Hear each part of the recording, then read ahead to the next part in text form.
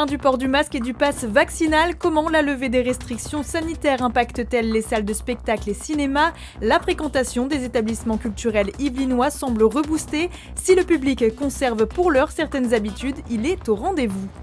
À moins d'un mois du premier tour des présidentielles, nous continuons notre tour d'horizon des professionnels yvelinois.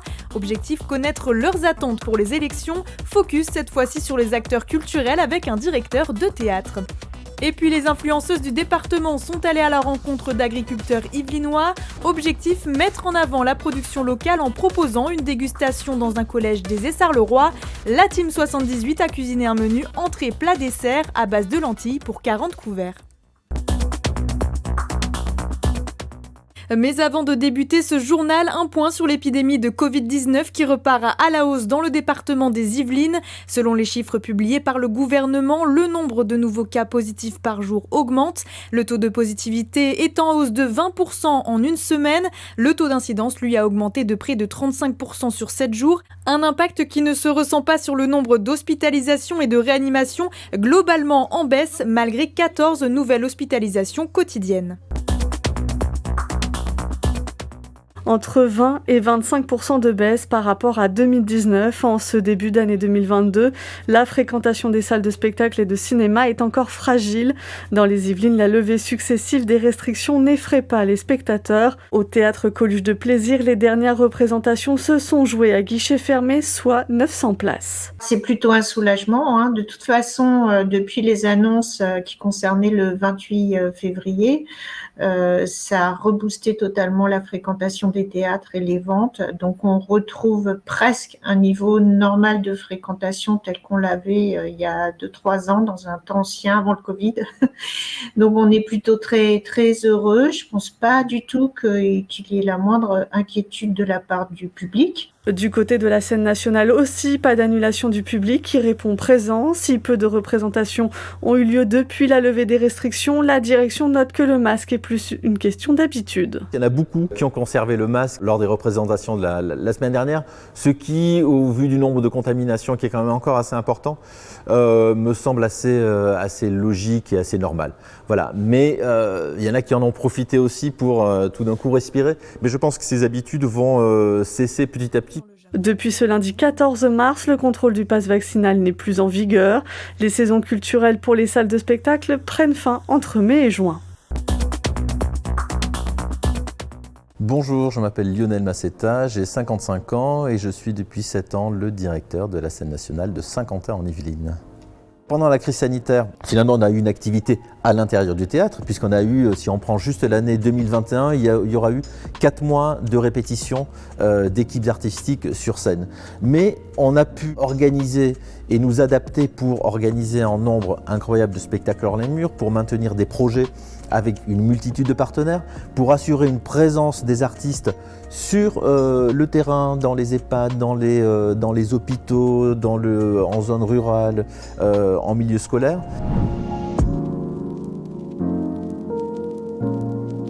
Je pourrais d'entrée demander plus de moyens pour faire notre travail. Je pense qu'aujourd'hui, la question n'est pas celle-là, c'est que la question de la culture et de l'art entre dans le discours politique, en dehors même des questions économiques. L'art et la culture, c'est notre ouverture vers l'imaginaire. Et si on ferme cette fenêtre vers l'imaginaire, la vie deviendra rapidement un enfer. Également, un discours que j'entends assez peu sur la complémentarité entre le numérique et puis les arts vivants. Comment est-ce que la culture et l'art chez soi, tel qu'il a pu se développer ces 2 dernières années, peut être totalement complémentaire de la culture et de l'art dans des lieux de spectacle. À moins d'un mois du premier tour des élections présidentielles, les différents partis accélèrent leur campagne. Samedi 12 mars, les militants du mouvement L'Union populaire de Jean-Luc Mélenchon se sont mobilisés sur le terrain. Au programme à plaisir, tractage et porte-à-porte. Il y a des échanges sur ce qui les révolte en ce moment et comment nous, collectivement, on peut améliorer leur quotidien. On sait que c'est pas vraiment un département qui est très ancré à gauche, c'est le moins qu'on puisse dire, mais ça se passe plutôt bien pour l'instant, c'est-à-dire qu'on est bien accueillis, surtout dans les quartiers populaires, là où on va faire la plupart de nos actions militantes. L'occasion de répondre aux préoccupations des Français sur des sujets d'actualité avec des points phares du programme. Augmenter le SMIC, tout le monde est pour. La retraite à 60 ans, tout le monde est pour. Rétablir l'ISF, tout le monde est pour. Arrêter le glyphosate, tout le monde est pour. Enfin, ainsi de suite, quoi. On prend tous les grands éléments du programme. L'allocation de 1063 € pour les jeunes de 18 à 25 ans, c'est vrai que c'est quelque chose qui, moi, m'intéresse pas mal. Le sujet de l'écologie aussi, parce que c'est un sujet qui est complètement oublié dans la campagne jusqu'ici. Du côté du parti Reconquête d'Éric Zemmour, les militants sont aussi au rendez-vous. Dimanche 13 mars, c'était l'opération Les 48 heures de la Reconquête partout en France et même dans le petit village yvelinois d'Orsonville. Le but des 48 heures de la Reconquête, c'était d'aller au contact des concitoyens, notamment dans ce village où il y a un fort taux d'abstention, de connaître quelles étaient leurs préoccupations, pourquoi ils n'avaient pas été aussi votés. On a remarqué que beaucoup étaient désespérés par la politique, ils ne savaient pas trop pour qui voter. Un temps d'échange directement au contact des citoyens pour revenir sur les mesures du programme de leurs candidats. La préservation de la culture française, qui est voulue par Éric Zemmour, notamment avec la préservation de la culture française et des traditions françaises judéo-chrétiennes, la protection des automobilistes avec la suppression du permis à points, d'accord. La protection de la ruralité avec la prime des 10 000 € qui sera donnée aux parents qui souhaitent avoir un enfant au sein de la ruralité, et aussi la préservation des petits commerces de proximité qui sont vraiment le cœur de nos villages. La campagne s'intensifie pour les militants. Ils resteront mobilisés jusqu'au dernier jour de la campagne, le 8 avril, avant le premier tour prévu 2 jours après.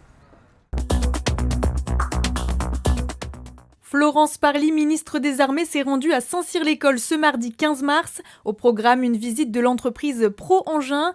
L'entreprise est spécialisée dans la détection des produits utilisés dans la guerre chimique. Un déplacement dans le cadre du plan d'action PME. Il vise à soutenir les entreprises du territoire qui travaillent avec le ministère des Armées. En 2021, 6 millions d'euros ont été investis dans l'entreprise Pro-Engin pour financer leur système de détection. Elle a ouvert ses portes depuis septembre 2020. Wheel of Mom est une école Montessori internationale et éco-responsable située à Versailles. 14 enfants sont accueillis durant la semaine, un établissement créé par 2 femmes dont Irina Lovernia. J'ai envie de créer une telle école qui, à mon avis, n'existe pas parce qu'en plus de Montessori, j'amène ma propre culture, j'amène mes propres pensées. J'ai voulu chercher les éducateurs qui convient à mes représentations d'un adulte auprès des enfants. Cette école ouverte tous les jours du lundi au vendredi s'inscrit dans le cadre de la méthode Montessori. 7 personnes sont engagées dans ce projet entrepreneurial. L'association Suzanne Michaud a accompagné cette société dans sa phase de création. De bénévoles de l'association Suzanne Michaud l'ont aidé à prendre en main la partie financière et à essayer de structurer son projet. L'association pour favoriser la création d'entreprises dans les Yvelines a complété l'accompagnement avec un prêt d'honneur de 50 000 €. Objectif, aider au démarrage des travaux de l'école. Si elles sont motivées, si elles ont la volonté, l'énergie pour mener à bien ce projet, et enfin si elles maîtrisent les disciplines que doit posséder un bon entrepreneur. Du côté de l'école Montessori Wheel of Mom, une classe élémentaire pour les élèves de 6 à 12 ans doit ouvrir ses portes en septembre 2022. Il est 9h ce mercredi 9 mars. La Team 78 s'est donné rendez-vous dans cette exploitation yvelinoise pour une journée du champ à l'assiette organisée avec le département. Objectif pour les producteurs locaux, faire découvrir leurs produits aux influenceuses, relais du département. Donc c'était pour leur faire part de notre aventure dans la production de grandes cultures à destination du local, des Yvelines, et tout particulièrement des collèges des Yvelines. C'est une autre cible, donc c'est très bien de multiplier les axes de communication. Puis c'est chouette d'avoir un peu finalement l'envers du décor de tout ce qu'on peut avoir dans l'assiette. Il nous a expliqué tout ce qu'il plantait différemment, même des choses dont on n'imaginerait pas que ça puisse pousser dans les Yvelines. Au programme de la journée, cuisiner ses produits locaux. Direction le collège Les Molières aux Essarts-le-Roi pour mettre la main à la pâte. Mais avant cela, il faut s'équiper. Du coup, voilà, on a tout l'équipement, on a la Charlotte qui va bien et on va avoir une petite toque à notre nom.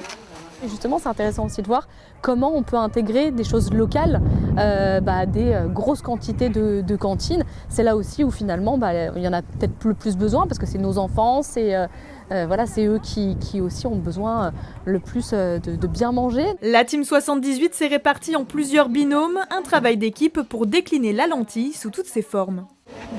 Allez, elle a commencé de l'autre côté, moi je fais un peu l'assaisonnement, je commence l'assaisonnement, et puis comme ça après, on va faire ça toutes les deux. Bon voilà, on va faire une bonne petite entrée qu'on servira dans des verrines. Déjà avec toutes ces couleurs, et malgré le masque, j'ai toutes les senteurs, c'est ultra appétissant. Au menu, ce taboulé de pâte perlée avec lentilles de corail, les lentilles vertes avec filet de saumon et en dessert, des cupcakes pommes chocolat à base de farine de lentilles. Et on est en train de dresser les cupcakes, donc notre petite préparation chocolat au lait, sucre, pommes caramélisées, que des choses délicieuses quoi. Et local bien sûr. Et là, après on va faire cuire. Et suite à ça, on va faire avec les poches à douille, la décoration sur le dessus. On n'a pas un goût de légumes, quoi. C'est vraiment ça donne un super goût au dessert, même dans le sucré. Et c'est génial de le savoir parce qu'on a forcément le réflexe normal de prendre de la farine de blé qui est classique. Et là, ça change, c'est un très bon goût et nickel, tout le monde a aimé vraiment. En même temps, pas question d'oublier leur mission, expliquer le cheminement des produits, du producteur au consommateur. Mais surtout qu'ils comprennent que vraiment le circuit de ce qu'on a fait ce matin, qui va être là dans les assiettes de ce qu'on cuisine ce midi, quoi.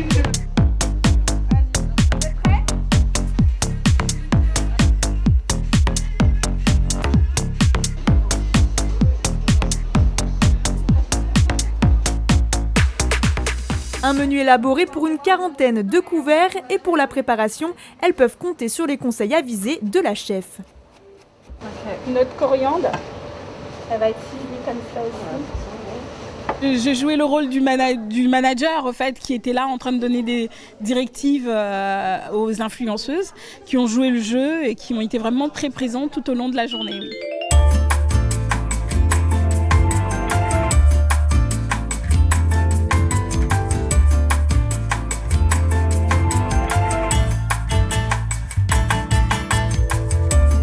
Après l'effort, le réconfort, place à la dégustation. Élèves, professeurs et personnel administratif étaient au rendez-vous. Ils se sont régalés. Vous êtes très bonne cuisinière. Non, j'ai suivi la chef, Mais vous pourrez vous amuser du coup à la maison. Moi j'essaie de bien mélanger les couleurs parce que quand c'est joli ça donne envie. Mais il y a des recettes toutes faciles à faire à la maison, c'est rigolo quoi. Visiblement c'est très bon, j'avais envie de voir parce que c'est des saveurs un peu particulières pour les enfants. Il y a un peu de gingembre, il y a du poivron, il y a de l'oignon rouge, il y a un préjugé, des a priori sur les lentilles et ils se régalent. Mais les lentilles, on n'a pas vraiment l'impression que c'est des lentilles. Ça n'a pas le même goût? Non, avec la sauce et tout, c'est différent. Pour ceux qui n'aiment pas les lentilles, c'est bien. On sent pas le goût de la lentille. Alors, vous avez mangé l'entrée? C'est pas une forme habituelle. Les lentilles corail, en plus, moi, j'en consomme pas forcément très régulièrement. Et puis, le mélange avec les petites pâtes, là, ouais, pas mal. Le saumon avec les petits légumes dessus, vraiment très goûteux. Mission accomplie pour les influenceuses. Les recettes pourraient être intégrées au menu l'année prochaine.